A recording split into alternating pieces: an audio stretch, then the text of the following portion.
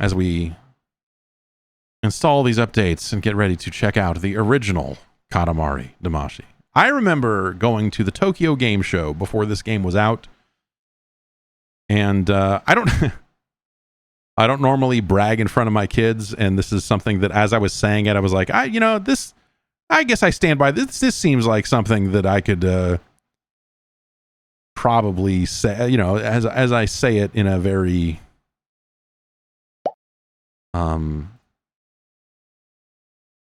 specific way. I found myself saying to them, your old man here is probably ever so slightly, in a very tiny way, responsible for this game coming to the US.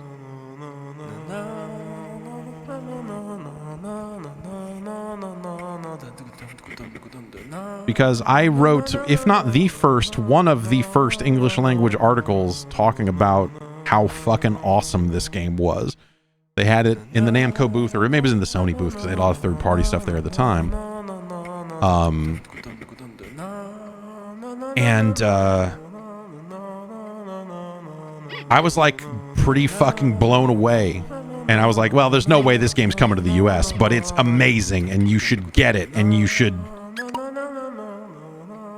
import this. And so, me and a couple of the other folks at GameSpot, there were some other writers at other publications, but like big boosters for this thing.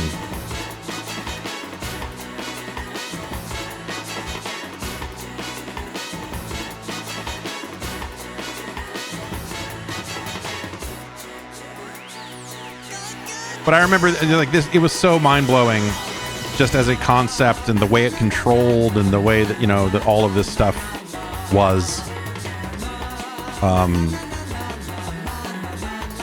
It was just immediately, it made an immediate impression. Like, this game's amazing.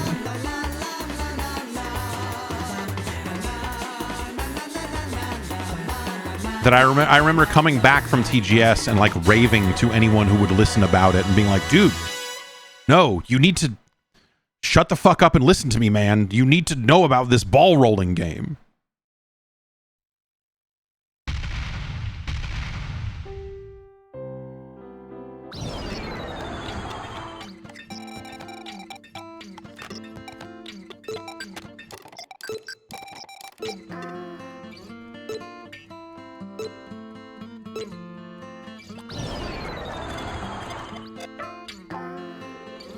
As I have been playing,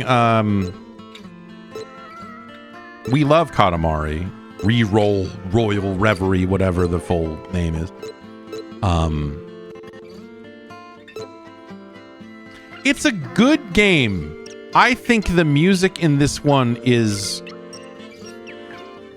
better.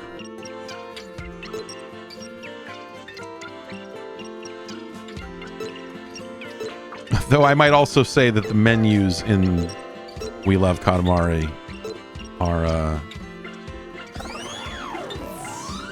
improved.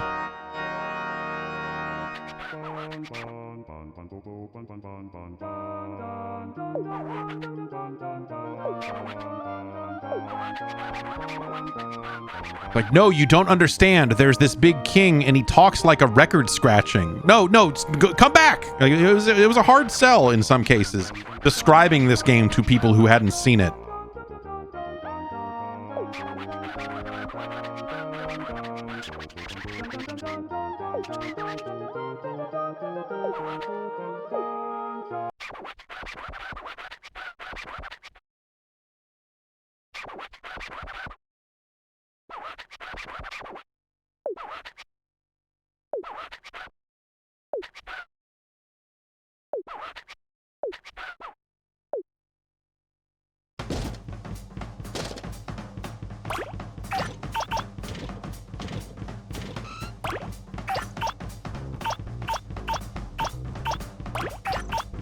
But it had been a very long time since I had really played any one of these games, like, seriously, and tried to play through the whole thing.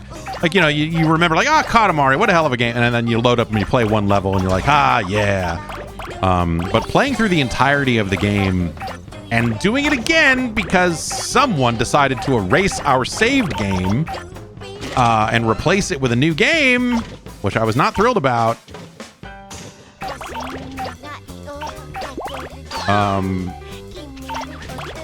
Some of it gets kind of difficult.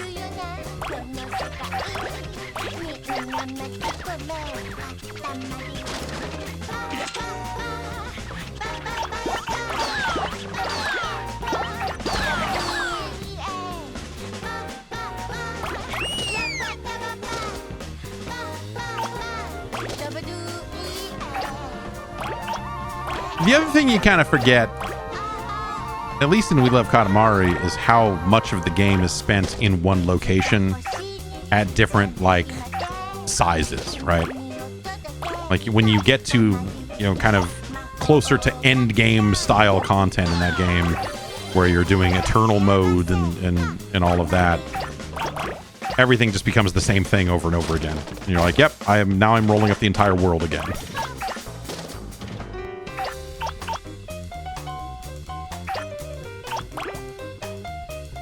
I would take this. I am fairly certain that I would take this soundtrack over the We Love Katamari soundtrack. I mean, I don't know if the re-release of We Love Katamari has more music than the original game did or whatever, but like, this soundtrack is fantastic. Not big enough for that guy yet. Get that brush. Okay.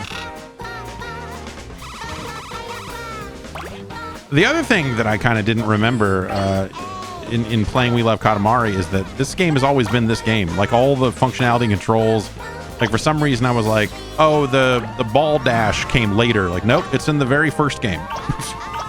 Like, for some reason I had it in my head that those were moves they added in later versions of the game.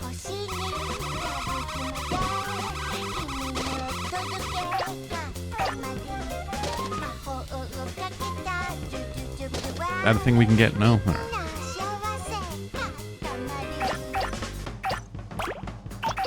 But it's, you know, this is also, it's been one of the hardest, well, I don't know, it's really hard loving video games and then having to kind of figure out ways to discipline your children and how much is too much and how much is the right amount of video games they should be playing and all of that. Because right now my son is like deep into We Love Katamari. Meaning, he wakes up a little bit before I do, and because I wake up with the baby, and he wakes up with his sister, and then, you know, she's getting ready for school and stuff.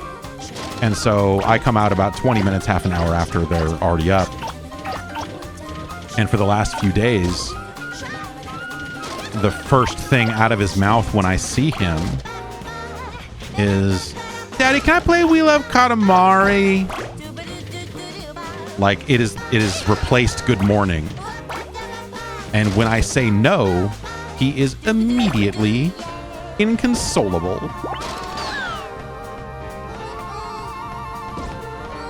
And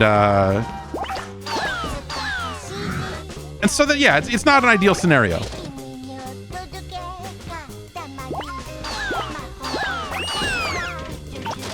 Because he needs to go and do other things. Because I'm in here playing Katamari now. Not literally, yeah. But, you know, like, I have to kick everyone out of this room for work reasons and a lot of stuff over the course of the day. And he's got to go and do other things. And, you know, he's still excited about going outside and doing other stuff. But I see a path where he is. And today he was like, all right, you go have fun. Go have fun at the water park thing. He's like, no, I want to make the snowman again. And it's like, buddy.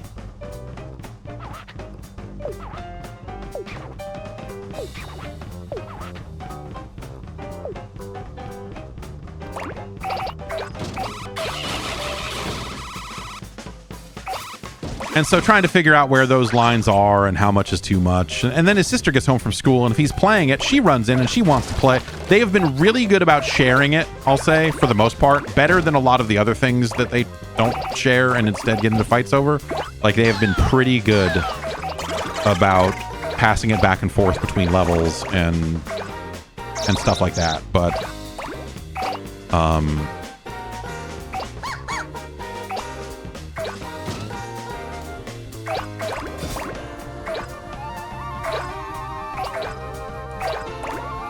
have I ever gotten a chance to talk to Keita Takahashi? Yes. Yeah, yes. I have spoken with him a couple of times over the years, I guess. Or, you know, ran into him at things.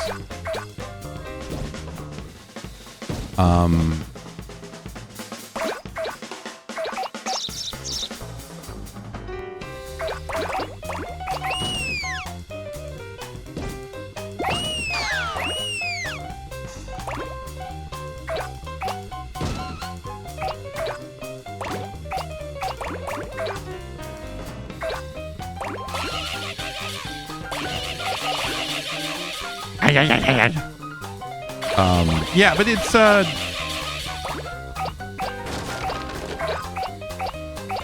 yeah, I don't know. It's kind of been hard with the, you know, like figuring out where the line is with that stuff, and because also I don't want him to just like burn out on it. But he's been okay. Like, I don't know. There's been a couple of times, like yesterday, he played for a pretty long time for him. It was like an hour, or maybe like a little longer, just straight through. And then he finished the level and said, "Okay, I'm done. Here's the controller, Daddy," and they handed it to me and went away. But the other thing I'll say is, I think this is going to be the thing that kind of gets him on the road to reading a little bit, because he's like, for the first week or so that we were into it, they were just watching me play, and so they would start it up and then they would hand me the controller and all of that. They hate losing, and they're terrified when the king shoots people with his laser eyes. Like they run away from the TV. And so, they were having me play, and then like I can be busy sometimes. I'm like, buddy, I can't help you right now, dude. I'm like, okay, I'll play. And then he just started playing, and he knows, like today he said to me, "Daddy, if you want to go fast, did you know you can do this?" And he grabbed the controller and he did this. And I was like, wow, that's cool, buddy. That's neat. You can do it. And I started doing it more often to show him that he showed me how to do it. It's like great moments like that. And then also, like, he's having to answer yes or no to some of these questions on the menus when we're quitting levels or restarting levels or whatever. And so I think he knows what the words yes and no look like now, and he's kind of, he's moving further. He's moving further down that road. And he's supposed to be starting preschool here pretty soon. So that's kind of the other thing about him and being hooked on video games is, he's going to be starting preschool in a couple of weeks here. And so he won't be around as much during the day. Like right now we're in this like 2-week window where, me, him, and the baby are kicking it. And, my wife's going out and doing stuff. Or she's around a lot too. Or she's taking the baby sometimes, or she's taking both of them. Like right now they're all out doing something. But,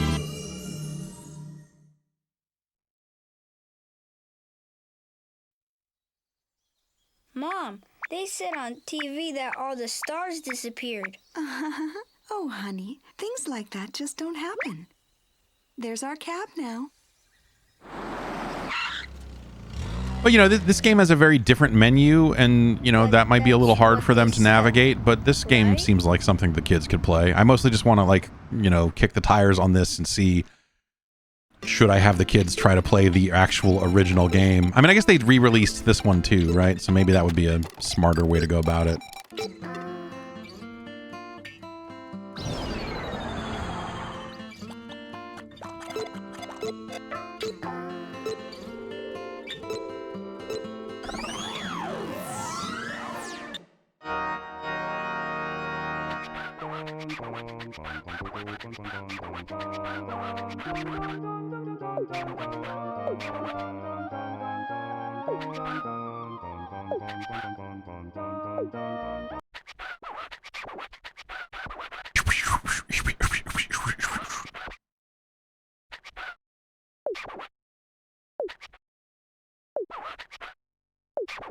Roll up as many crabs as you can.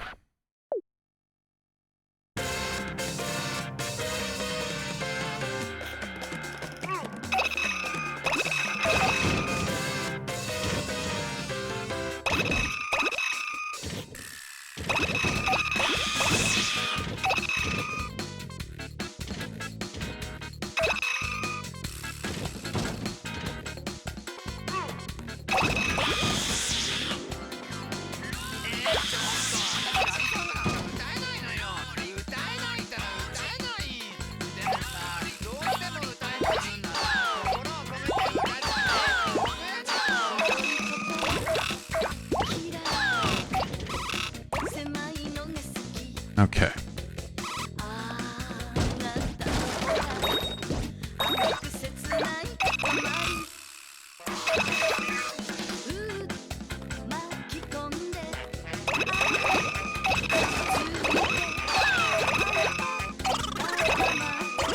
The other nice thing about them, you know, about my son getting way into We Love Katamari is that it has stopped him from asking every single day, when is the new We Love Katamari out, he asks.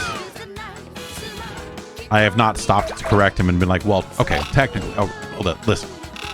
We Love Katamari is the second.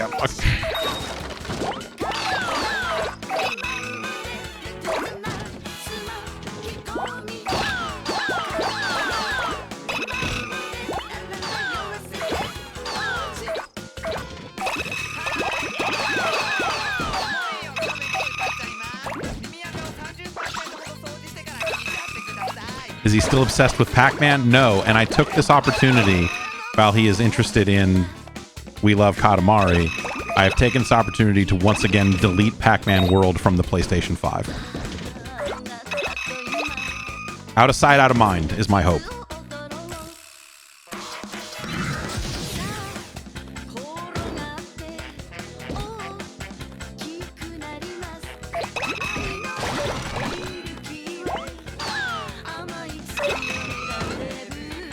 Yeah, and to make sure I have enough hard drive space for the Pac-Man World 2 remake, and that's naturally.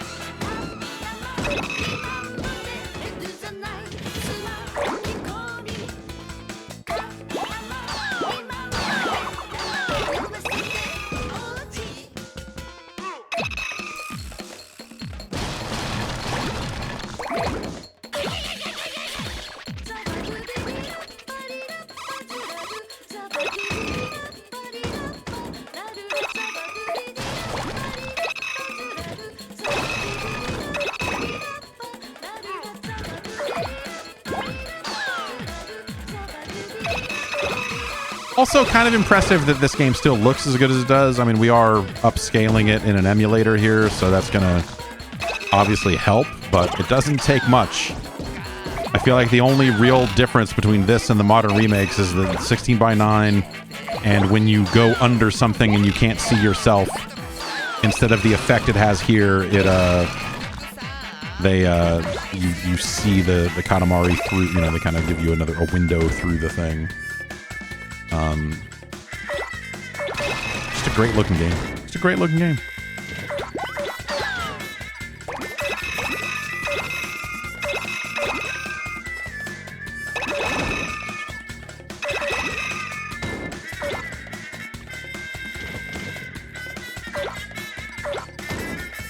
All right, well, there's one.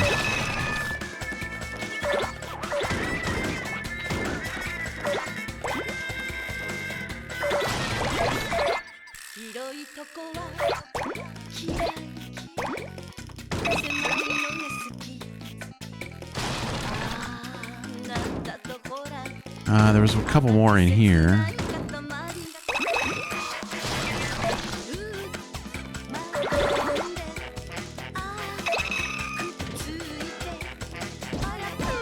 We found 100 crabs. Surely that will be enough.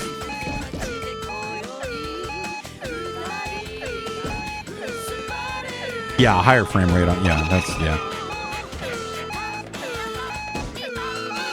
What I might end up doing, I don't know that I ever played the remake of this game. because they reissued this one and We Love Katamari, right? I have them both on Steam. They might both be on whatever PlayStation Plus subscription or Game Pass or something too. But oh, it's this but without the English voice acting.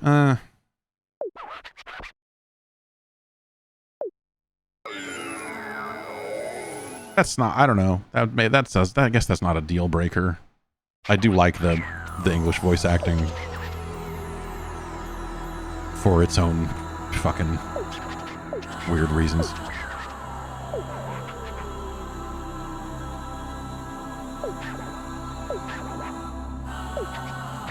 The kids, whenever cutscenes show up in We Love Katamari, the kids skip them. I taught them how to hold down the button to make it skip, and they do it. So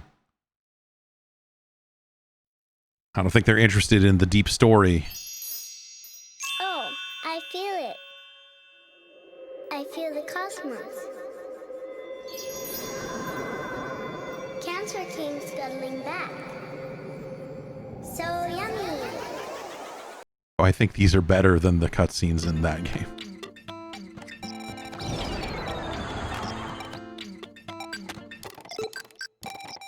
What's going on over here, you weirdos? We got way into, I don't think he's here. Oh, jungle is cool. We got way into Dipp. We got way into Cousin Dipp this morning. With both me and my son running around the house going, Dipp! As loud as we could. And let me tell you, that's a good time. Teaching a 3-year-old to go Dipp is it's fun.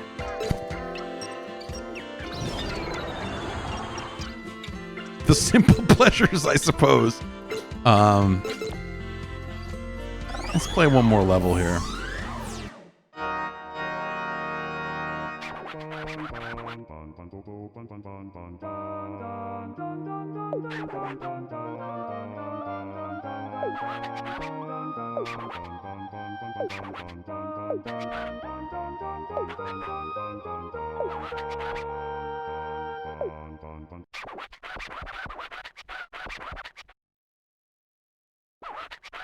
Cousin Bonbon. Yeah, I wonder where we should go from here, you know, like and showing them kind of other Katamari games, like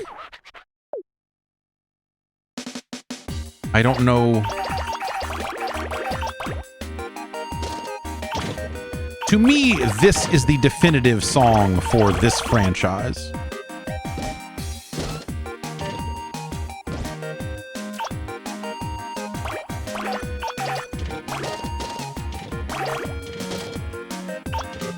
And that's the thing I'll say, having played now like 20 fucking hours of We Love Katamari over the past week and a half or so. Maybe not quite that.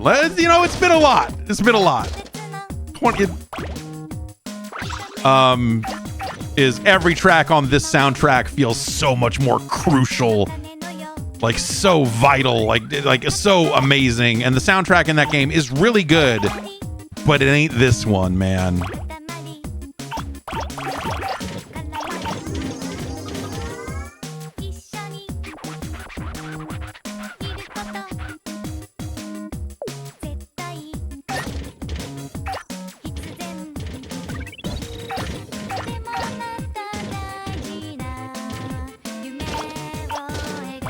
I have this soundtrack on CD, and when they first issued it, I picked it up, which means it should be in FLAC format in the PC out in the garage by now. I think I've ripped just about everything. Oh man, you know what? Games don't fucking feel better than this. Games have never felt better than this right here, right now. Listen to this. Look at this.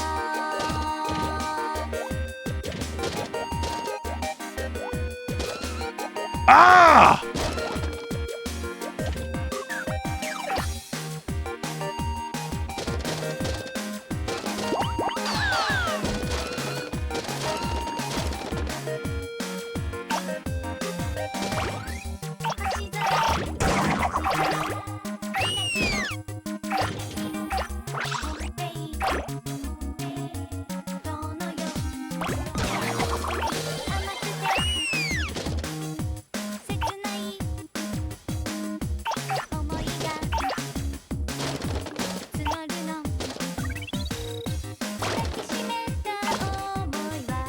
Are we big enough to get this stuff yet?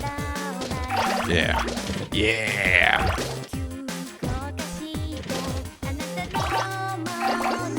And just the core of playing this feels great too. Like it's a very good, like you see a thing. It's very good about very short-term goals. Like you see a thing, you're like, oh man, I want to get that thing so fucking bad, but I'm just not big enough. God damn it. And you go and you roll for a little bit, you get bigger, and then you get it and you're like, yeah, fuck this. It's like games don't feel better than this. Like that is what all games aspire to do. In terms of a power curve.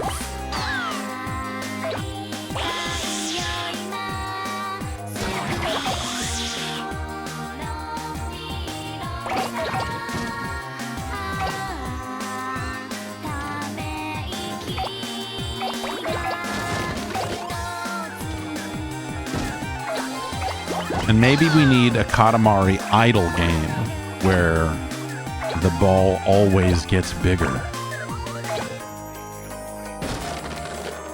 Can I get these bears? No? Oh, these bears.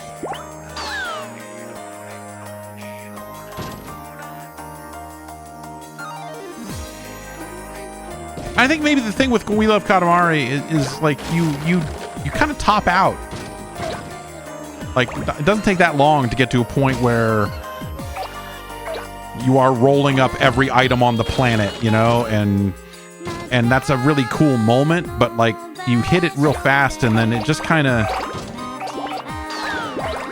I'd say maybe similar things about this game too, but you hit that, like this game is a fucking rush when you're in it, and then when you get through it, all you want is more, but there's no more planet to roll up. And the weird stuff they do with like, you know, let's go out in the solar system and roll all that stuff in the sky. Like I don't think that stuff is as fun.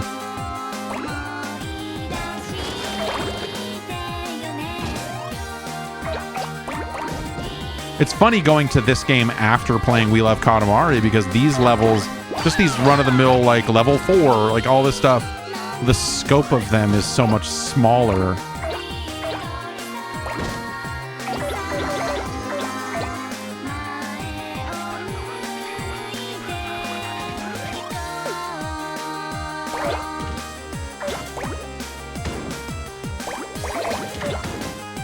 Donut County was a game. Yeah, Donut County is a great game. Yeah, you're right to like Donut County and this game do.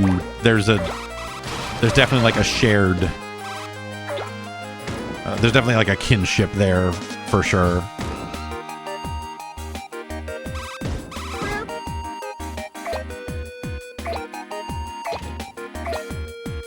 I've been thinking about playing Donut County again. Ugh.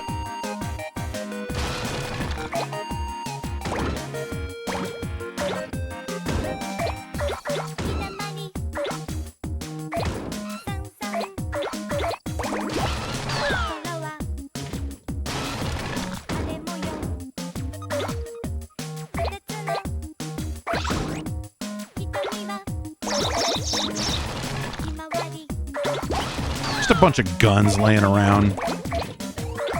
Give me all these guns.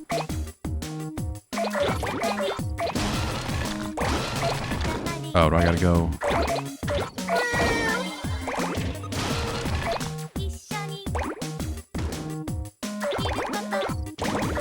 But it kind of does the RPG thing really well of like, you see some stuff that you can't handle, and then you come back later and you roll it all up and feel like the fucking conqueror, you know?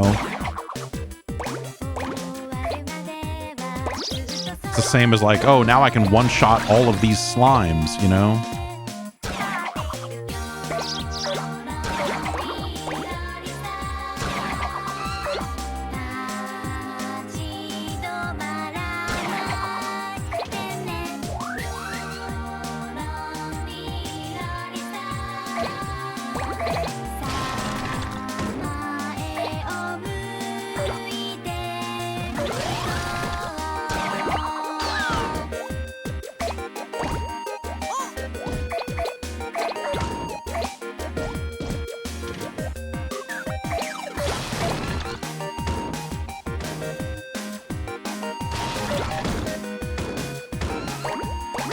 Oh.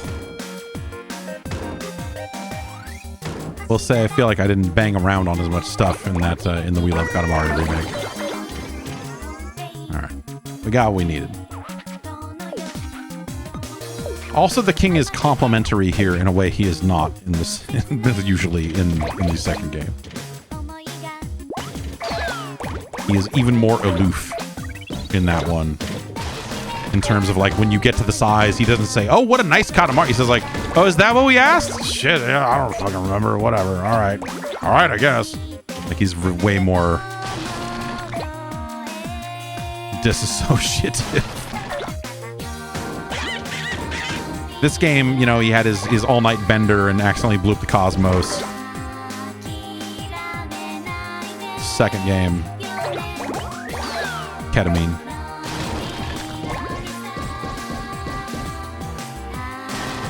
Oh.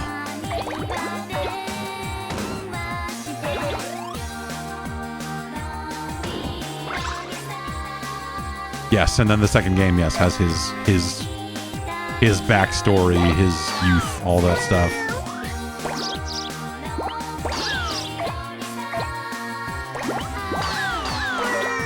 You're going around collecting fighting spirit and stuff. The kids didn't really like the stuff with them. With Young King, that's in that game. They were not super into it.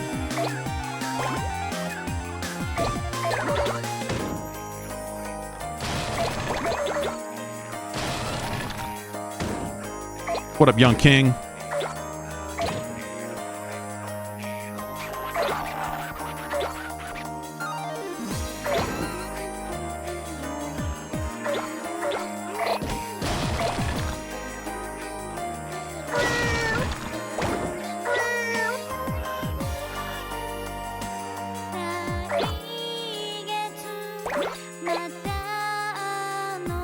Alright, well, we got what we needed. We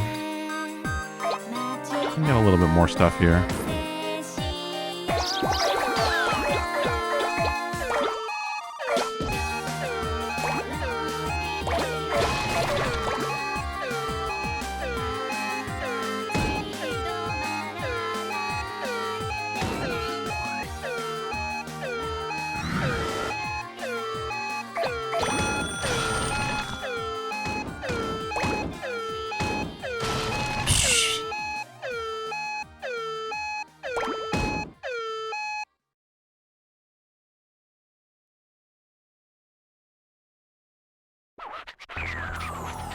And then, yes, this game was $20 when it came out. Which was also crazy. I mean, the idea that they were bringing it to the US at all was such a... At the time, that just, like, games like this just didn't come over. And so... It was amazing that they said, yes, we're doing it. And then they also, on top of that, made it $20. You know, this would have been a game that I'm sure that they were very much planning on, you know, like hearing about it at the time, you know, and talking to Namco's US side about it after TGS. And it did not seem like there was a plan to bring this game over until I think they saw strong import numbers and they start, you know, some of the US press, you know, coming out of TGS and import reviews and just some of the stuff around this game was so positive that I think they you know, they did not have a plan initially, but I think they pretty quickly formed one to go like, actually, yeah, we should really bring this over. But even then, they, you know, they hedged a little bit. I mean, it's cool that it was $20, but it, like, that's them going, okay, we've got to stack the deck in the favor of this thing because it's so weird. We're never going to get people to take a chance on this thing as is. Like, you know, in some ways, them charging $20 for it is them kind of not believing in it. You know what I mean?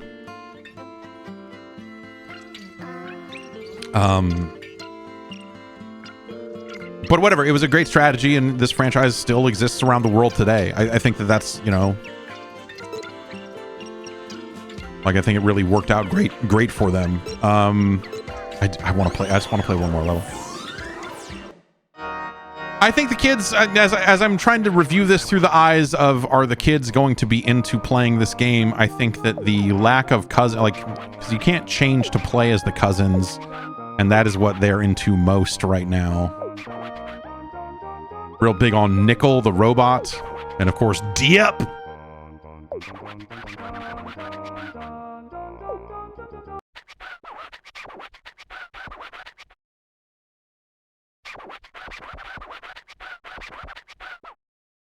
Is that Apple Arcade? So I fucked up and didn't cancel my Apple Arcade trial, so I have it for another month. So I should probably play the Katamari game that's on there.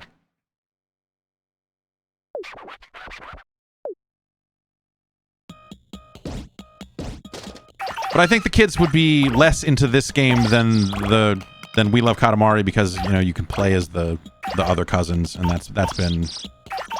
that has been one of their favorite things to do, is to unlock the cousins and play as other characters. So I assume the REROLL version lets you do that, but I guess I don't know.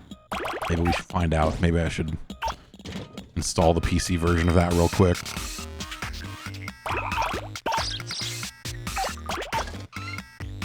This is another fantastic song. REROLL doesn't let you choose cousins. Well, fuck. They'll have to get used to it. You'll play REROLL and like it, god damn it.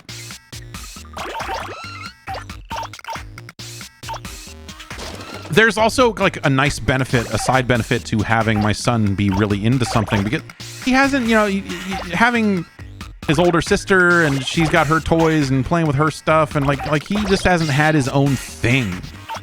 You know, and we buy toys that are kind of intended for him, and everyone plays with them, and everyone plays with everything, and so he just hasn't had his own thing that he's been like super into.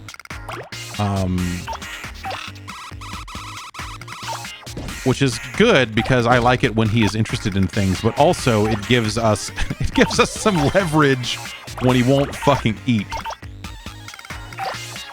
When he decides he's just going to sit at the table and take 2 bites of food and run away.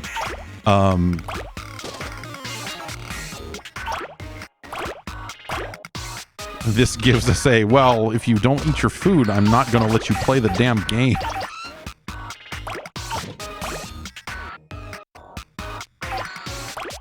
Which yesterday worked out okay.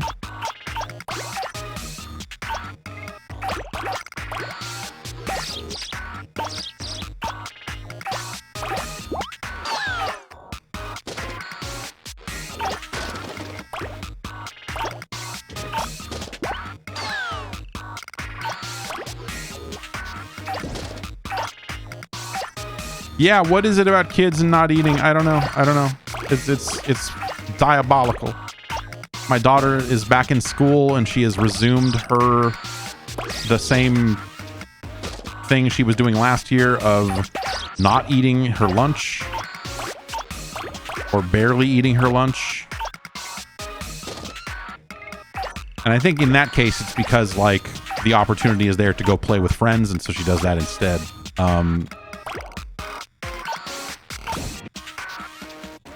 Which is frustrating.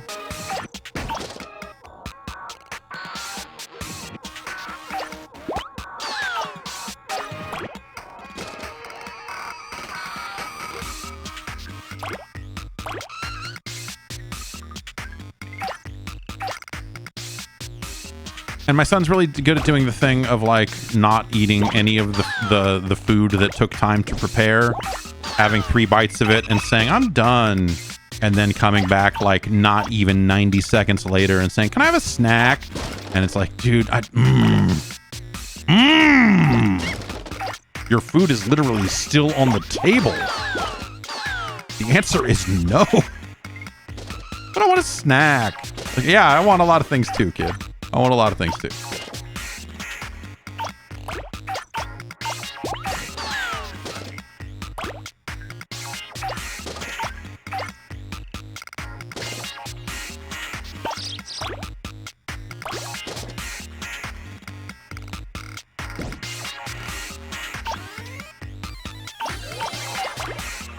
It is nice to occasionally hear from other parents that is exactly, and you know, that's always the assumption, right? That it's like, oh yeah, kids suck. Kids suck when it comes to that stuff.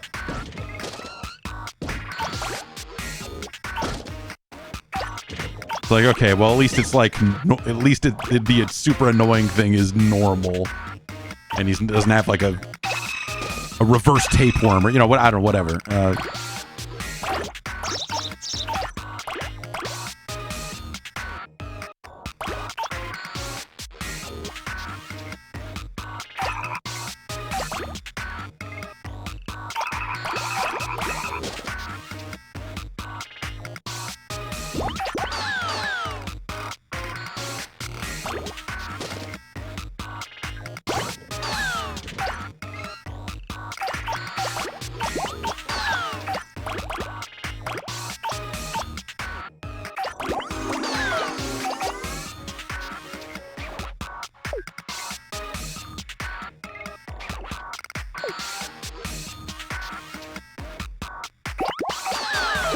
Oh, I guess they don't draw the arrow on screen showing you where the new area is also here in this one.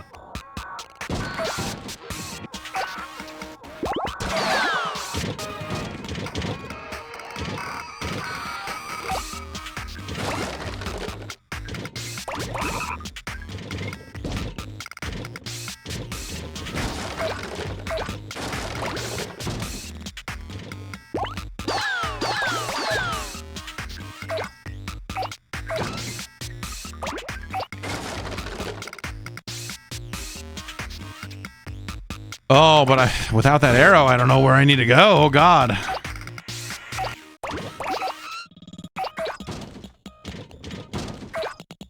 Ah, here. Yeah. High speed rolling. Oh, God. 7-10 split. It's the worst.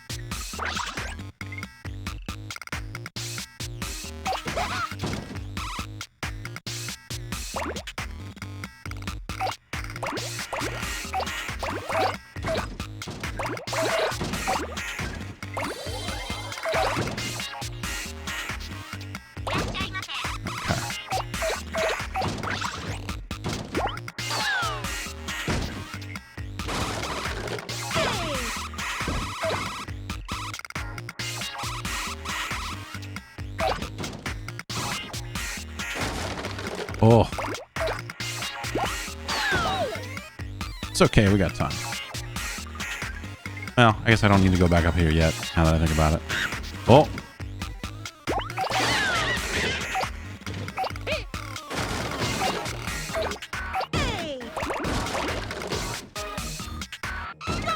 I like when you see the cops and they just start fucking unloading their guns at you, just like start shooting non-stop. And then you roll up the cops. And then they're no longer a problem.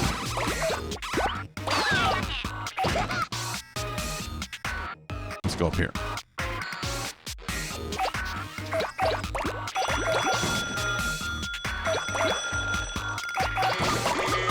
To be fair, if I had a gun and I saw a ball of garbage rolling my way that seemed to be sentient, I might try to shoot the gun at it. I might try that.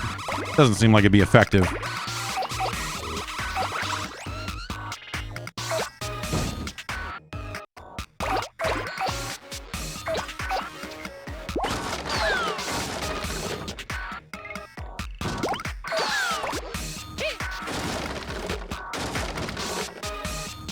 Oh, I'll get through there. Nope.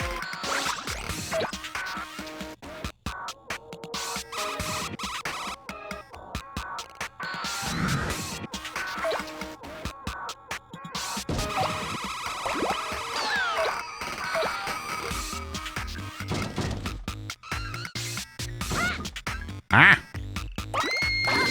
There. I was like, we got plenty of time.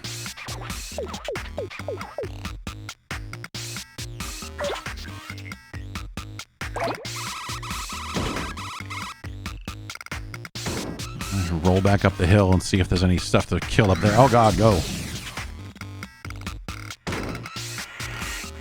Oh, momentum is such a...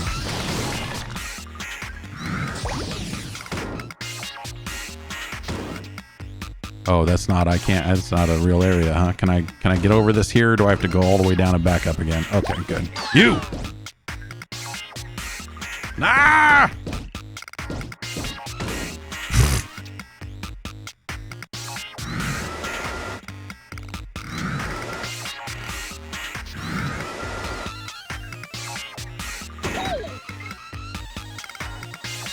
Come on now.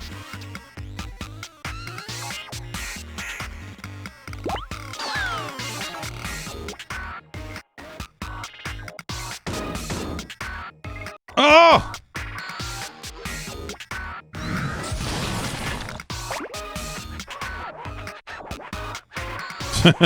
All right, fine.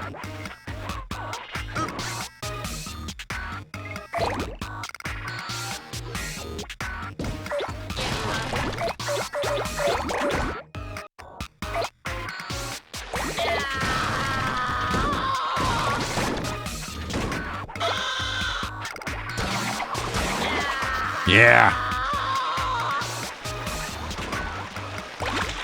This ball needs people. Ball hungry.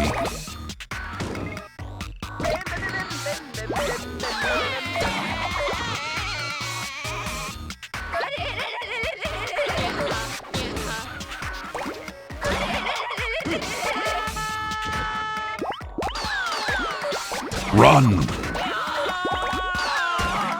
I hunger.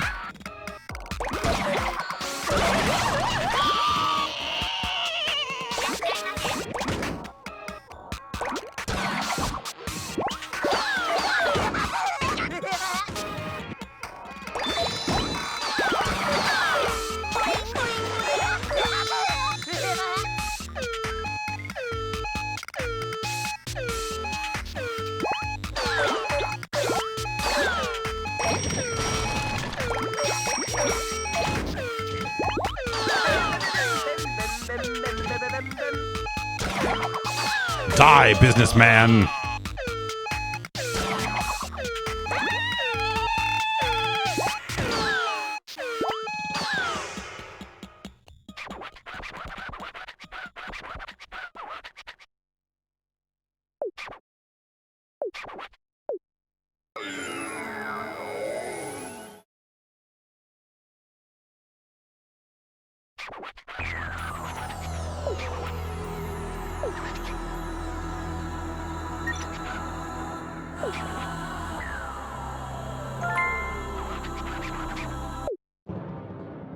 All right.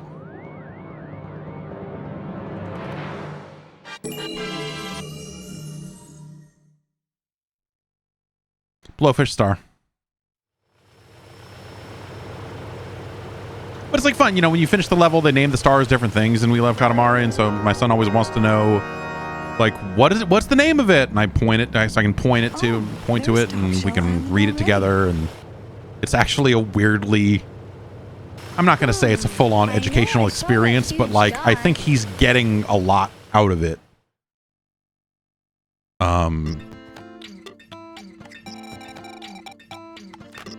For a video game, you know, for...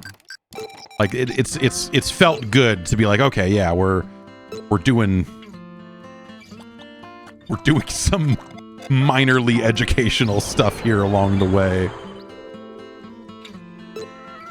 Because, you know, Donkey Kong Bonanza is fun, and we had a good time playing it, but, like, you just fucking shit up.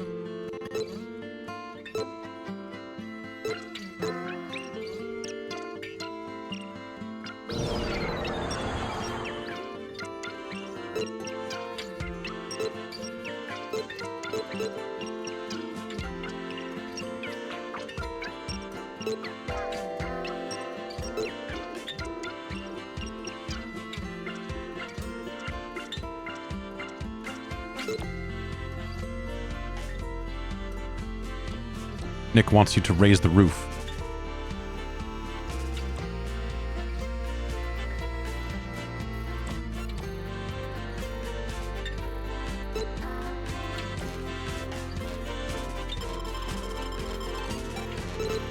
And it's cute, you know, when you quit the game. I don't this game probably doesn't do that because of the way the menus are built, but like when you quit out of the game after you save it and everything, it everyone waves to you on the menu. There's all the humans that give you the levels and all the cousins stuff standing around. They all turn to the TV and they wave, and it's like it's a good little moment. And the kids wave at the TV, and it's just it's a cute fucking video game, and it's very cute to watch them play it.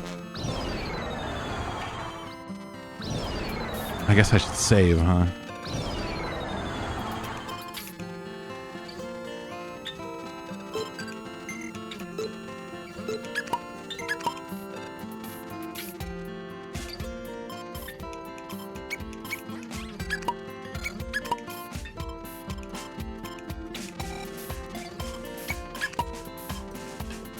Oh, we get... Okay, yeah, so we do get this.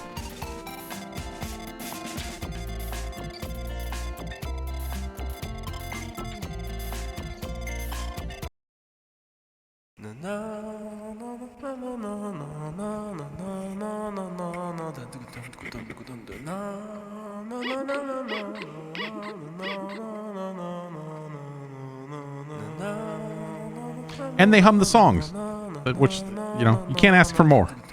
You can't ask for more as far as like kids interacting with video games and like doing wholesome shit as a result of it. Katamari, man. It's been a smooth choice. Do I want to save? No, we don't save states around here. We get hardcore retro achievements.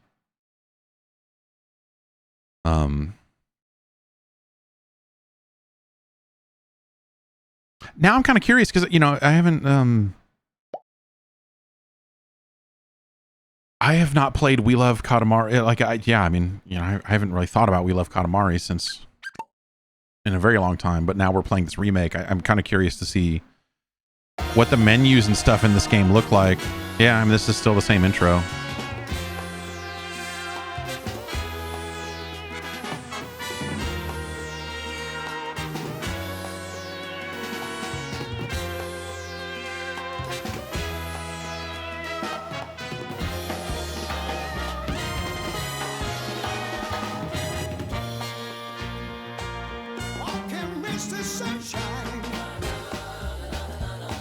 It's a very good intro.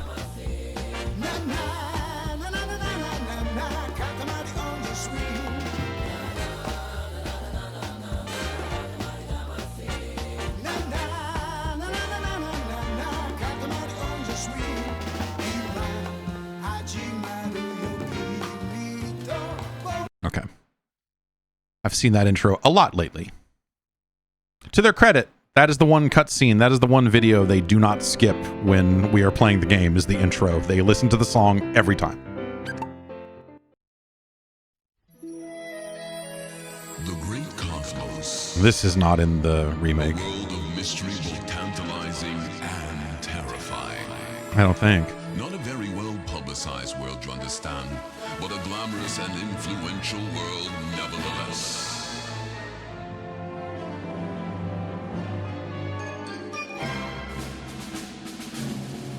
I don't remember this. I don't remember seeing this, but I guess Sensitive and rugged to boot. we started the save so long ago. Such is the great cosmos, and the king that rules over it is marvelous to behold. Except for the one time that he destroyed all the stars in the universe. No big deal, really. Having come to and realized the folly of his ways, the wisest of kings sent to the planet Earth his beloved son. All right, we're gonna.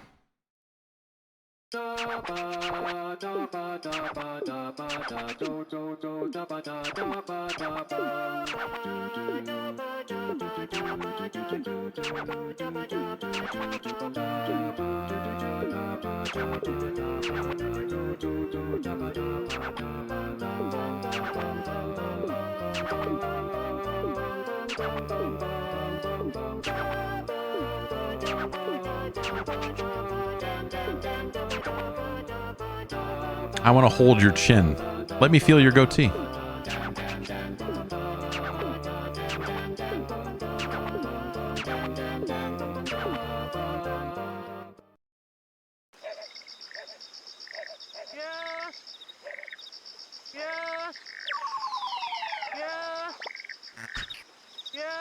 This speech is not in the...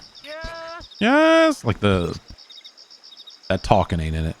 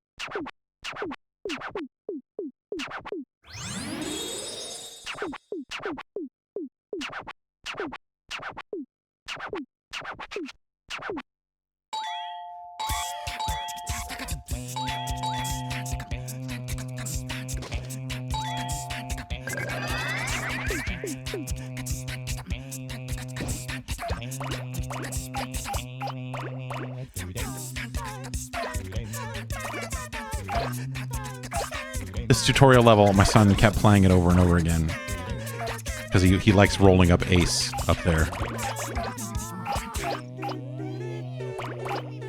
Been a lot of this level. This level, the snowman level, a lot of it, whole lot of it.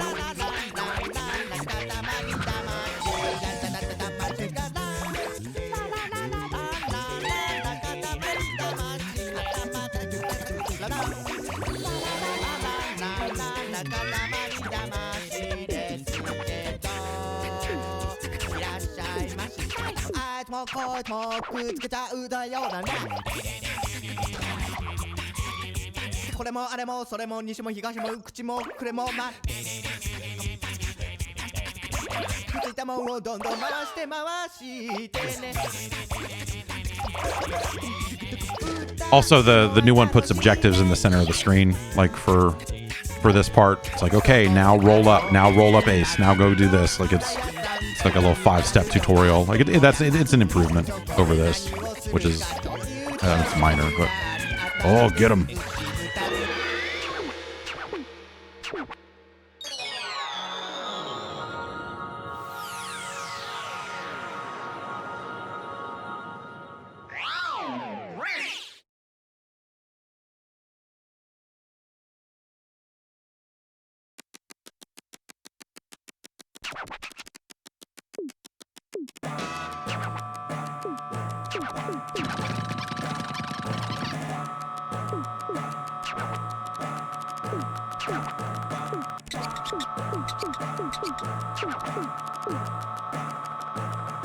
But these, the you know, like each one of these things gets named differently based on what you picked up, and like that's clever and fun. Like this, yeah, I don't know. This is a great kids game. This is like an amazing kids game. This is really the first game my son has played on his own, and like he's handling the analog sticks and doing all this stuff.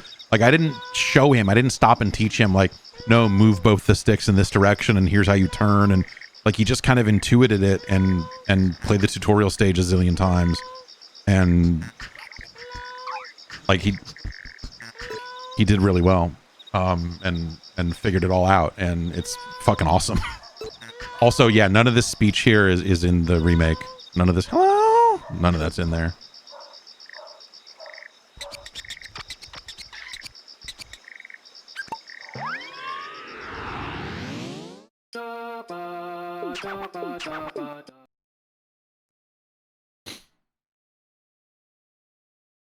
It's kind of a bummer that that stuff's not in here in that version.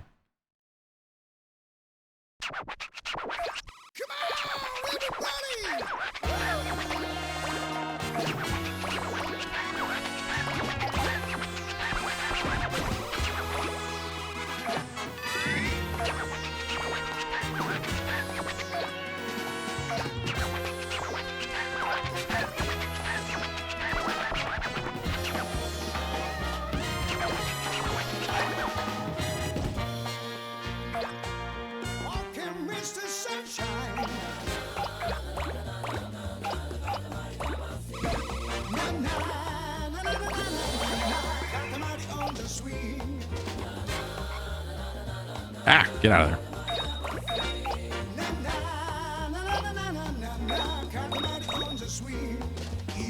I think there might be like a few more custom noises for picking things up in this version of the game too, like the bells and stuff there. You get some of them, but I wonder if this has more. I don't remember the bells specifically causing, like having their own noise. Some things in the remake still do musical instruments and stuff like that, but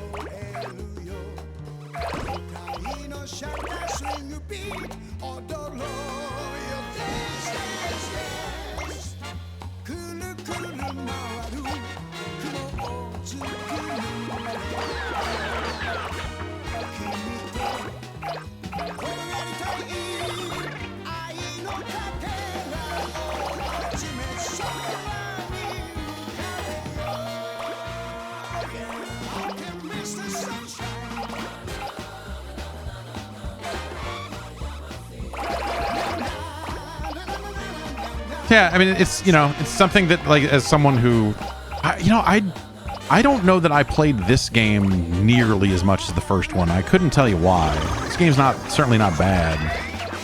Might have just been a situation where, like, I don't think I reviewed this one. There might have just been other stuff going on, and, you know, shit happens, but I don't remember playing a lot of We Love Katamari.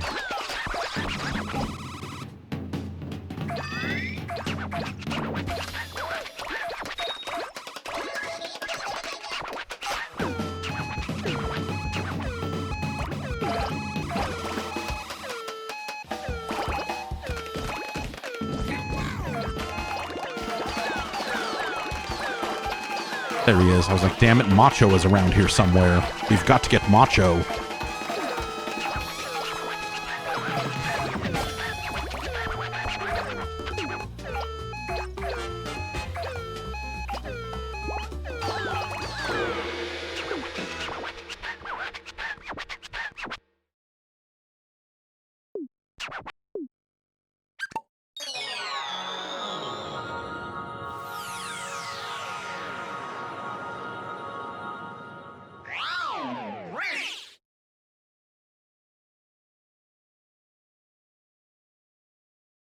Did they do retro achievements for unlocking each one of the cousins? That's what I would have done.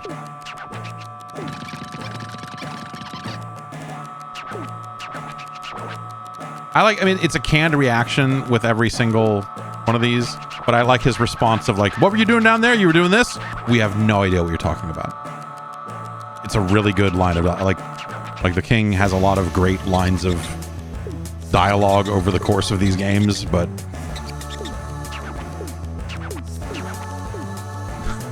I always really appreciated that one.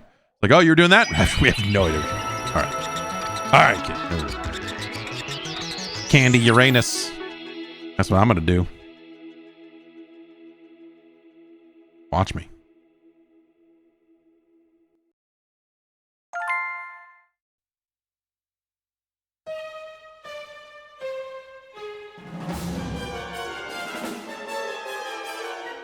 But I think, yeah, I don't know. These scenes, the kids didn't like this. A lot of this stuff. I don't know if it's just like the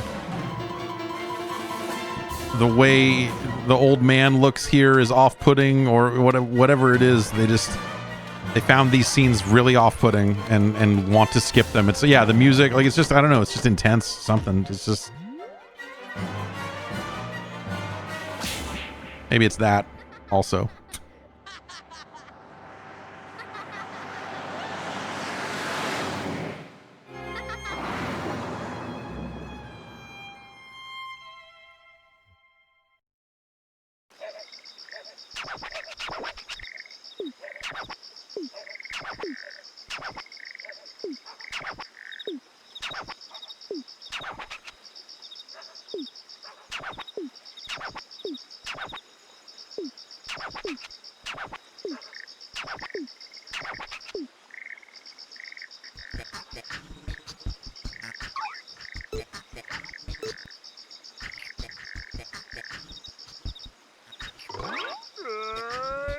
They also put a little indicator at the bottom of the screen in the remake that lets you know, hey, there are like one screen over is the next level, which is smart.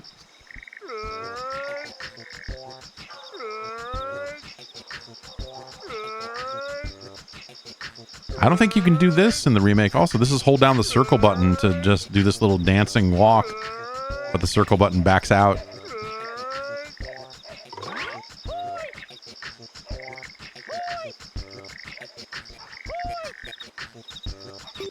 That's pretty good. I don't know. Yeah, I don't know if this is in the remake. I'll have to go hold some buttons down in that game and see, but... Oh, you can load your stuff in from the other game. That's neat. What does that even do?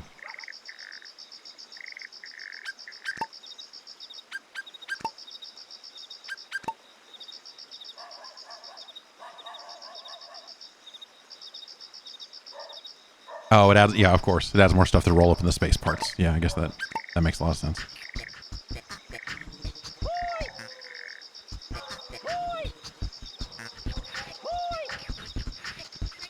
Yeah, it doesn't make music when you walk and dance in the remake. Now I'm bummed out about the remake. Because all the stuff that is different is stuff that like is actually cool and full of flavor.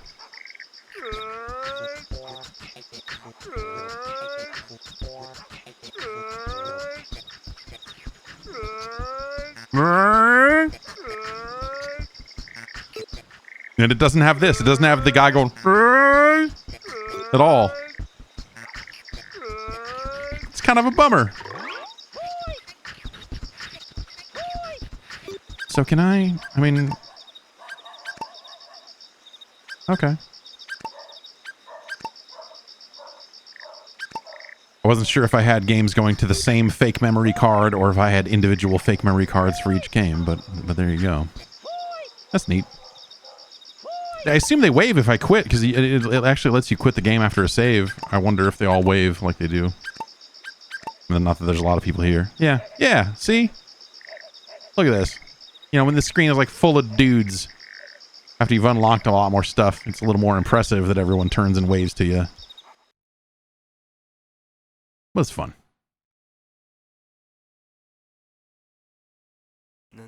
I played a lot of the, what is it, I think Beautiful Katamari for the 360, and I just, I don't know, man. After Kato left Namco, I think that these games became the exact thing they were fucking supposed to not be, right? Like, it just became, like, I don't know. Like, these early games feel like they have something to say in a weird way. And then at some point they just said, all right, we're going to keep making more of these. And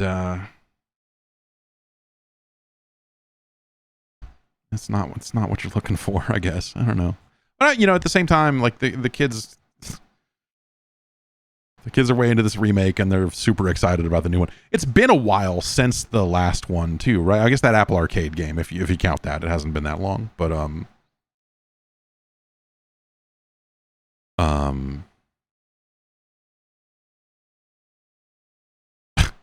the reward you get for rolling up 1,000,000 roses and We Love Katamari is the king outright saying there will not be a sequel. And well, yep. Yeah.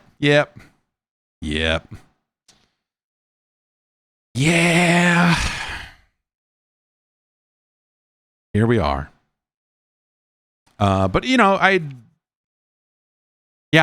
don't remember I don't remember anything about Beautiful Katamari, which is maybe sort of telling.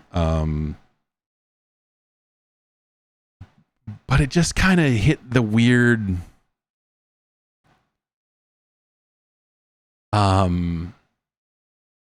it's sort of like Ridge Racer, right? Like Ridge Racer hit the weird mark where suddenly every game just had the same shit in it over and over again.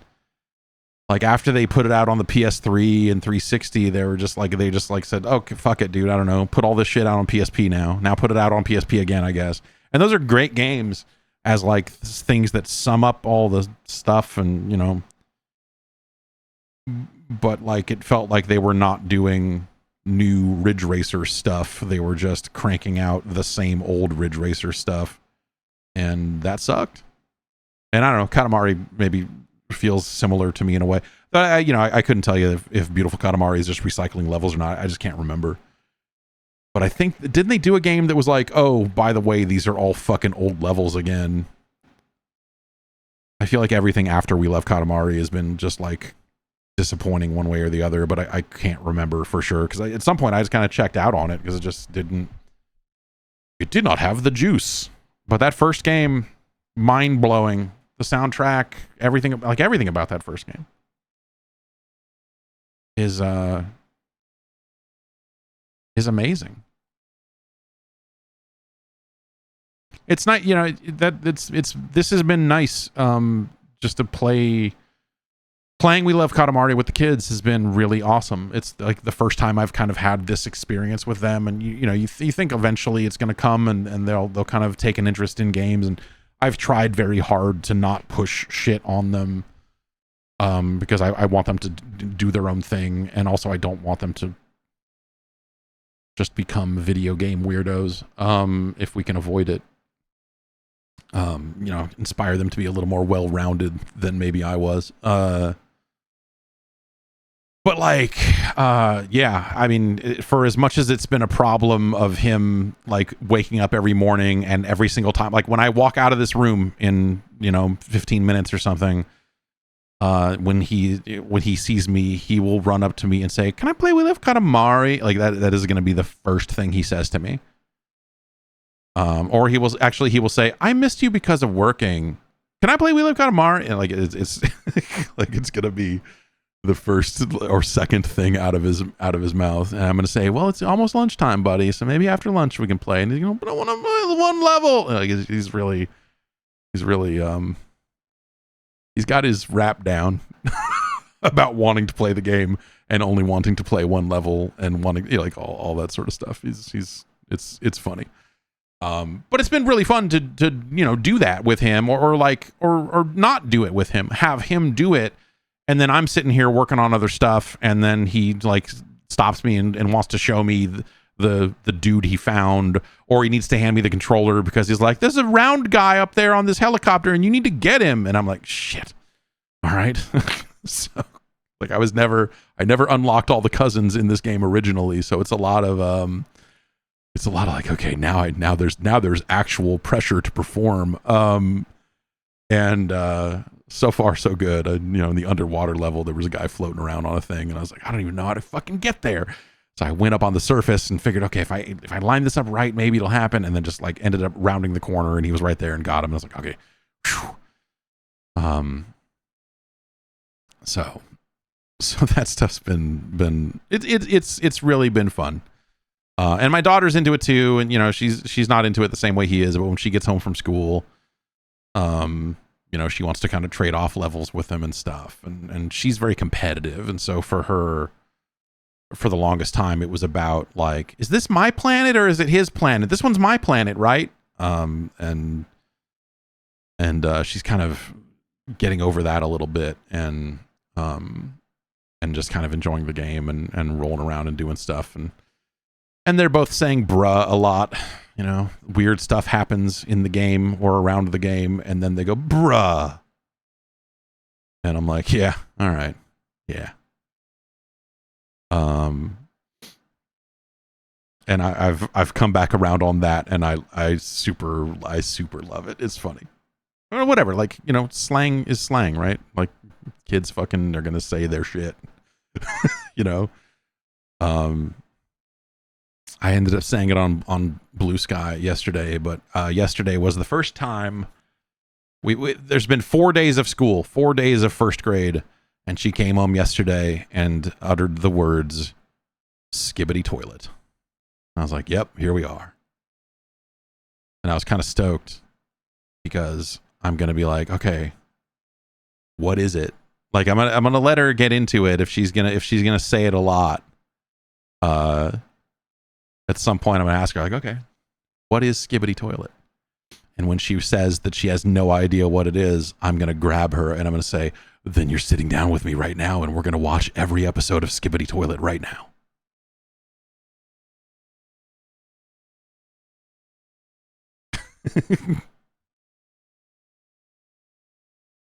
Because I'm way behind. I assume they've continued to make them. I assume that they still make them. But I haven't watched any Skibbity Toilet in months. So we probably need to catch up. I wonder what percentage of the kids in schools saying Skibbity Toilet out loud know what it is. Yeah, I mean, whatever. Like, again, like, kids have their fucking shit, man. Kids have the dumb things they're into that are going to make adults crazy. And, like, you can get hung up on that and go like, oh, this is so much worse. But it's the same fucking, like, I don't know, man. We're all into fucking garbage. Everyone has always been into trash. Like, all slang has been fucking dumb shit. Like, it's all been stupid.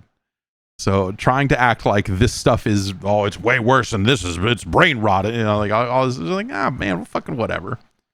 All this shit is stupid. All of it always was. Like there was a brief period in time, being in Northern California was sort of a different thing, but like slang wise, but there was a brief period of time where the phrase "gag me with a spoon" made the rounds up there. It was more of a SoCal kind of thing, but this is like a lot of stupid shit. I think the interesting thing to me now is like how slang spreads amongst kids who don't necessarily have ready access to the internet. Yeah, dead baby jokes. Perfect. Yes. Dead baby jokes. There was a kid, so sometimes my wife will go to the gym and she'll take the kids because they have a place where the kids can hang out while she works out or whatever, and then you never know what other kids are there and what fucking garbage parents they have. But like this kid was apparently there the whole time, and he just like had dumb versions of every like kid song. And his dumb version was like, it was like ring around the rosy, ashes, ashes, and then everyone dies. Like the last line of every one of the songs was basically like everyone is dead. And it's just stupid. But also you kind of have to contend with that at a certain point, because your kids starts singing songs and making every last line about every single song about people dying, which Bring Around the Rosie, to be fair, is basically what it is. But it was just like a thing of just like, ugh, like I don't want the kids to get into this stupid shit, but also like modifying the lyrics to songs to sing dumb shit. And like we're talking about poop a lot around the house. There's a lot of poop talk around here. And so there's been a lot of like replacing the words to songs with the word poop. And I have to look at it and say, I'm all for it. It's not necessarily pleasant. And you go like, they can't do this in mixed company. We got to, figure out when the right time to talk about poop is. But I don't know, like their ability to kind of say the same things in the cadence of the song and replace the words on the fly and all, there's something good about that. You have to take the rhythmic element and go like, hey, they're playing around with language. Lil Peen Prescription says, I was in high school during the swag era. Yeah, dude. I mean, you want to talk about stupid shit. Skibbity Toilet. Like, what would you take? What would you rather have? Like Skibbity Toilet or like Wombo Combo and all the fucking Illuminati confirmed fucking MLG fucking hit marker memes and all of that stupid shit, it's basically the same. I don't know. Like at some point, it's just like every generation has its stupid shit, and acting like I've tried very hard, and I think a lot of people are real stupid and don't realize this about themselves. And I'm stupid in different ways. I'm not saying that I'm better than it or whatever, but everyone says, I'm not going to be like my parents were. I'm not going to be like the older generations were and shit on what the kids are into. And then they do it. And you see all these people that would be, I guess, technically like millennials that are now like shitting on the kids and vice versa. And this is all like, fake TikTok stuff. It's not even really happening for real. But like, all the fucking adulting and doggos and all the shit that was just popular talk, 10 years ago, 15, whatever it was.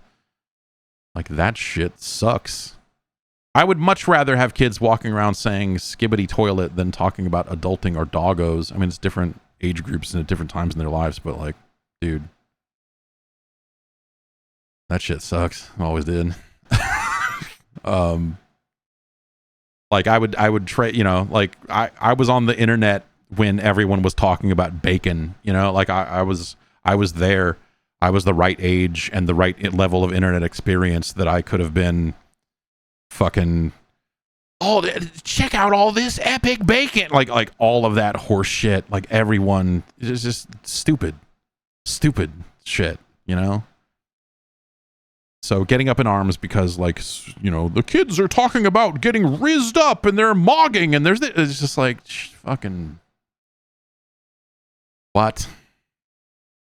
Why are you mad about this? I thought we were going to try to all be better. But then you see people fall into the same traps that your parents fell into and how they didn't like my dad didn't like it when people wore their hats backwards, which I thought was really crazy.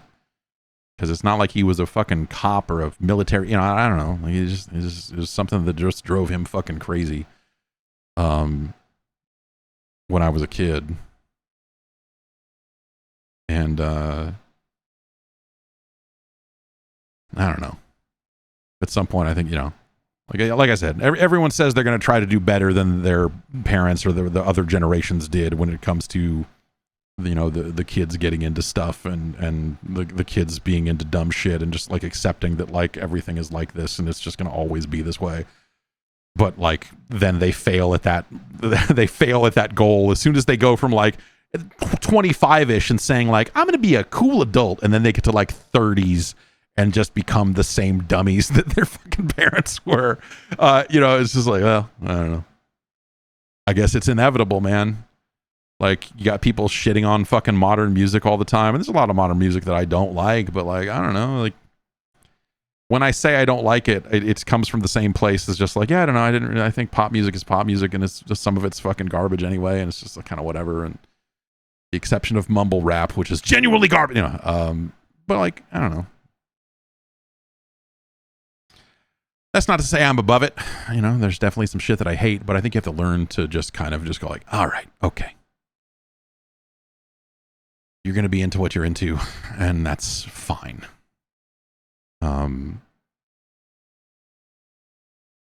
Yes, yeah, old basketball players hating new basketball players is a really good one. So that's yeah. Wrestlers, you want to talk? I mean, fucking not to tie everything back to wrestling all the time, but like, you want to talk about like a generational fucking like old man being fucking dummies. Go listen to The Undertaker talk about wrestling ever. Don't do that because your time is too valuable to hear anything that fucking dumbass has to say. But like, he was the guy even like 10 years ago, like, they're just playing video games backstage and they're not taking it, like they're not doing this and they're not blah, blah, blah, blah, blah.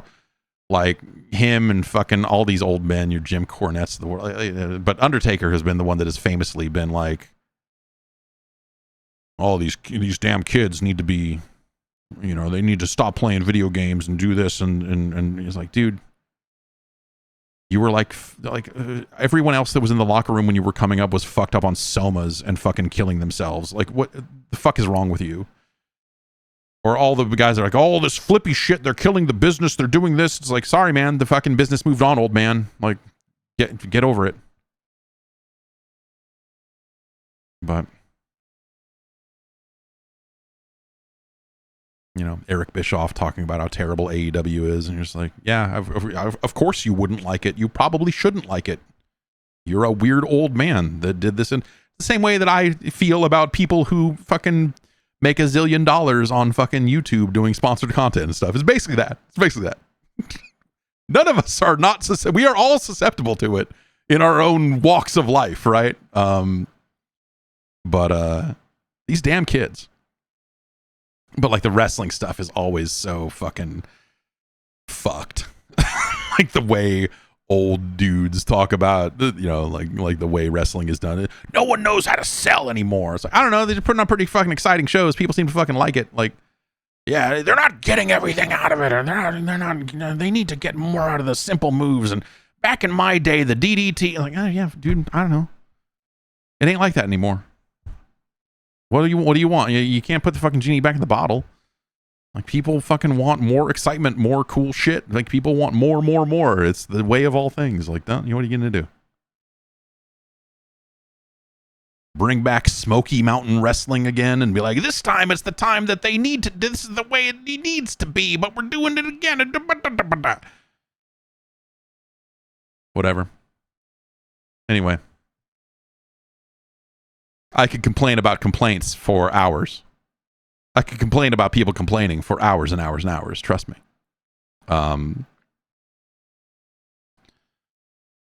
But all that said, it's been a lot of fun playing Katamari with the kids, and I don't know that I'm going to bother showing them the originals. Like playing the PS2. I think I'll probably download the REROLL version of the first game just so we've got some more levels. But like, even the scope of those levels is so much smaller, and not being able to play as the cousins, which has become such a key part of what we are doing here around the house, I wonder if that will not do it for them. So maybe I need to move forward into like newer Katamari games to keep them excited. But I don't know, whatever. I wonder, maybe I should just naturally let them fall off. Well, that's actually probably the right move. Like, we love Katamari, will run its course. They will probably eventually grow tired of it. And then, it's like end of October when the new one comes out. So, we can kind of maybe take a bit of a break from it, and then they'll be fresh and ready to go when the new one comes out. I hope that game's good. There's a lot riding on it now. The new Mario Kart, I thought that was going to be a big hit, man. Like, I was expecting, because my daughter had played so much of the last one on the Switch and seemed to be a big Mario Kart fan, and then she kind of fell off of it and started playing a bunch of other stuff. And then I showed her the trailer for Mario Kart and got her kind of excited about the new one. And then it was like 3 weeks ago or something that I finally showed it to her. Because she had a bunch of camps and summer things, and she was just, she was gone a lot during the day. And so I was finally like, yeah. Like, after, like, right around the time that Donkey Kong came out is when I showed her Mario Kart World. And she messed with it for about 10 minutes and didn't want anything to do with it. Like, she drove around. She wanted to do the free roam mode. When she saw that was in there, she drove around for a while. She was like, all right, whatever. Like, she kind of just walked away from it, did some races, and just didn't do anything for her at all. My son played a little Mario Kart yesterday or the day before. Same deal. Like, he was more interested in trying to pick the right character because he was like, I want to be Donkey Kong. And so we picked Donkey Kong, and he drove around for a while. And then I walked back into the room, and the controller was just sitting here, and the game was still on, and he was gone. I was like, okay. Good to know. Good to know.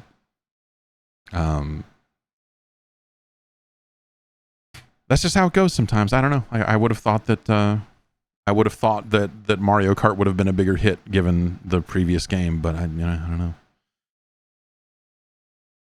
Maybe I'm right, and then Mario Kart World is not a very good game.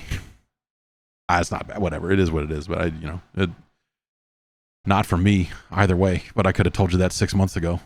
But yeah, people in chat are saying like, oh man, really feels like Mario Kart came and went. It feels like a lot of games that should have hung on and should have been more of a conversation piece really disappeared.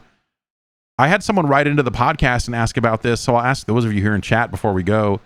Do you feel like Death Stranding 2 completely vanished? Like, it came out and there were some people talking about how excited they were for it, but then no follow-up. No, like, I just finished it and it was incredible. Like, it more feels like it just kind of and that feels like it happens to a lot of stuff, especially single player games that just kind of Like Donkey Kong, I might even say, like people talked about Donkey Kong for longer than Death Stranding, maybe a little bit, but like Donkey Kong also feels like it sort of just came and went. And maybe that's just a single player thing now and the way it all goes. And you know, because like the thing about a multiplayer game, a live service game or whatever is like you're going to play it for 6 months. So you might talk about it for 6 months. Or you might play it for 10 years and but Donkey Kong sort of, I got right up, like I am very close to the end of Donkey Kong and didn't finish it, probably because I watched Sebmal finish the game and got disappointed with the stuff they do at the end of that game. and that kind of robbed me of my will to go finish it. I do think that's a hell of a game, but you know. But I haven't played it in probably like a week or something. Like I kind of just fell off of it. And haven't really felt the pull to go back to it. There's just been a lot of other stuff coming out too. I think that's part of it. You know, we all kind of move through so many games these days. But yeah, it's sort of I don't know. It's a really kind of strange. You know, I don't know if it's a phenomenon or what, but like there is something happening. It does feel like something is happening with regards to single player games. And how long they get discussed. I think there's a lot you could probably point to as to why this is happening or why this seems to be occurring. And I think some of it is there's no standard social media platform anymore. Kind of after a bunch of people bailed off Twitter, like there's a bunch of people on Threads of all things posting stuff. There's some people on Blue Sky talking. You know, there's people that I know that only post to Mastodon. And so if I want to see what they're up to, I go there. And I don't really look at Twitter. So I mean, maybe Twitter is awash with Death Stranding 2 takes from people that I will never see. But like the way that all got fragmented makes it harder to feel like there is a common topic or zeitgeist or anything happening about anything anymore. And that's sort of weird. And it's not about echo chambers or any of this other stuff. It's just that I think a lot of people went different places, and Threads is sort of weird. I think Threads is bad platform wise. I think like the things they do, the way they show you what is being posted and the way they try to do topics, like there are just so many things about Threads that I just don't like.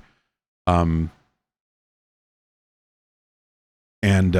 know, a lot of I kind of figured that this would be the way it would go, is that a lot of like businessy industry types, video game industry types, we're going to go to Threads because it's owned by Facebook. It's a major product. It's this, it's that. Like they're like, oh, it's the same name I had on Instagram, whatever. I'll just go, oh, yeah, Threads. And then like anyone that like kind of thought about it and cared and blah, blah, blah, blah, blah, ended up on Blue Sky. And all those business types tried Blue Sky and then got convinced that like, this is a dead platform. It's an echo chambers. This is that. Like all their weird complaints about it because they just didn't know how it worked and refused to kind of engage with it and got run off the platform for being fucking scumbags or something. But I don't know. It's weird, man. It's all fucking fucked up now. And so I think it makes it a lot harder to just keep track of what the fuck is going on. You know, the nice thing about Twitter, even as Twitter was falling apart in, you know, the last few years there before it got bought, was that it was still kind of the major discussion zone for a lot of things. And so you just heard news, you found things out, you did, you know, like things just occurred and you heard about it. And it's harder to find that anywhere now. And so I think that probably is a contributing factor to why a game like Death Stranding 2 doesn't maybe feel like it is getting as discussed as it was, is because I think that a lot of the discussion has split across multiple locations, and I think a lot of people revisited their relationships to social media, right? The thing I realized, and this is how I treat Threads and Mastodon, and I wish I didn't do this, but it's like ultimately I don't have time to post interesting, unique things on every single platform. Like I have a fucking life to lead. But but like the only things I post to Threads and Mastodon are like, hey, there's a video up. Like it is purely promotional in nature, self-promotional in nature, and I'm fine with that. That's what it's there for. And I used to be very self-conscious about being self-promotional on Twitter, and used to not do a lot of that stuff because I was like, oh well, I want to provide for my follower, whatever the fuck.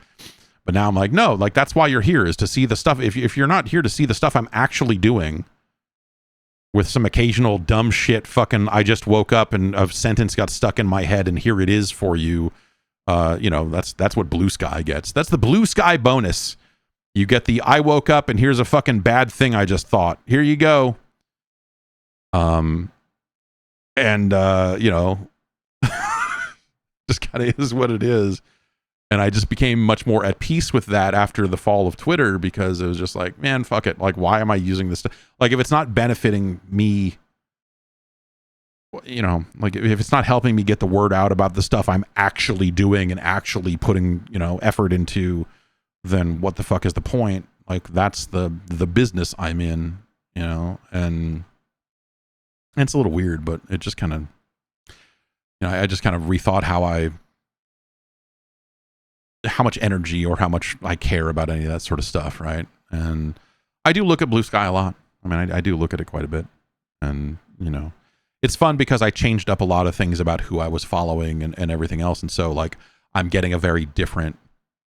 I'm hearing from a lot of different people. You kind of get to a point on Twitter where you're like, well, I'm following the people I follow, and maybe that'll adjust here and there. But it was just kind of... I was following the people that I follow, and that was that. And so Blue Sky, if nothing else, Blue Sky and Threads to a certain extent was a nice reset and refresh of that, of like, I'm following a ton of different people and getting a lot of very different perspectives. And it's very funny to see people talk about Blue Sky as if it's an echo chamber, because I feel like I'm getting the exact opposite of that in so many different ways. And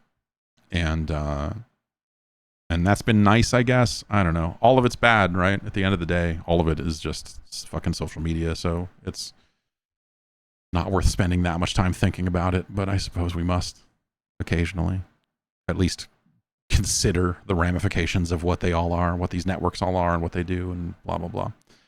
Patreon is rolling out... Patreon is rolling out something about like some kind of short form... Like, hey, you can just post something to the people that are following your Patreon or signed up for your Patreon or something. And I'm in some kind of test group for that'll be starting in another week or so. So I will probably be posting some kind of short nonsense to that platform here and there. I don't know if people will see it or not. These tests are always, tests. But that should be starting. Speaking of which, that's the Patreon. You can follow it for free. Those short form posts you will probably see for free. I don't think that stuff will exist behind a paywall. But of course, you can also sign. And some of the YouTube videos I put up and stuff, I post about them on Patreon for free as well. But of course, there's also the ad-free podcast and the bonus podcast and other stuff that ends up there. That Space Harrier video, which is probably, realistically speaking, going to take most of the rest of the year because these kids do not sleep. But I'm trying to put together this, like, what is becoming like a really weirdly long project, and I don't know how it's going to go. I don't want to put undue expectations on it. But I am going to try to look at every port of Space Harrier that I can get my hands on and emulate and feel confident about it running properly that way. And try to look at all these different ports. And so I've got this long list of ports and scripts written and all this other stuff. And I'm trying to decide if I want to play the games live to tape and talk about them as I play them, or if I want to pre-record the footage and then talk over the footage. And I don't know what the right answer is. I am inclined to do it all live and talk about it as I'm playing it, because that's how I do so many other things. but I will probably do that stuff live to tape. But because there's so many different versions, it's not like I'm going to sit down and record it all in one go. It'll be like, okay, I'm going to play 5 versions of Space Harrier today and record myself talking about it and then do the next 5, or whatever. So it's a weirdly, yeah. If I had chosen a game that had not been ported so many different ways to so many different platforms, this video would be a lot easier to do. And arguably, if this is something that I want to do as an ongoing format, then I probably should have chose something that was much smaller in scope so that I could fuck around with what the video is going to look like and be. But with like 40 different versions of it, it's like suddenly like a much bigger project than I thought it was going to be, and it's real dumb. Anyway, the anniversary of Space Harrier, I believe, is in December. It's either December or October, but I was thinking like, oh, it'd be nice to have something right around then. That might be a nice target to shoot for or something. But I just got to get moving on it. I spent a bunch of time this week writing notes and making sure that versions run well and emulate well and stuff. Like it is hard to find. Is it the FM7? I was having trouble getting the FM7 version to boot in MAME.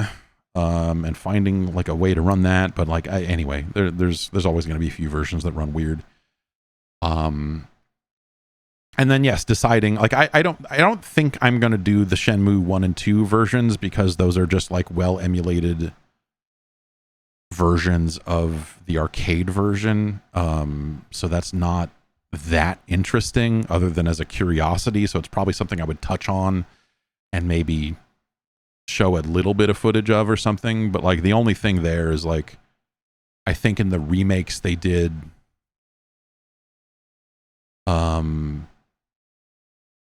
joystick auto centers with like full analog control, whereas I think on the Dreamcast they don't. I think that might be the only weird thing about Space Harrier inside of Shenmue.